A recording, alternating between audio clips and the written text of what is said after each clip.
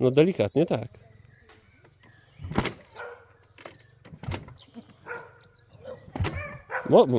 Bożena, mocno.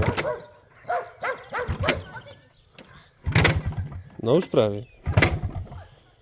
Czekaj, ja ci tu pomogę z gazem.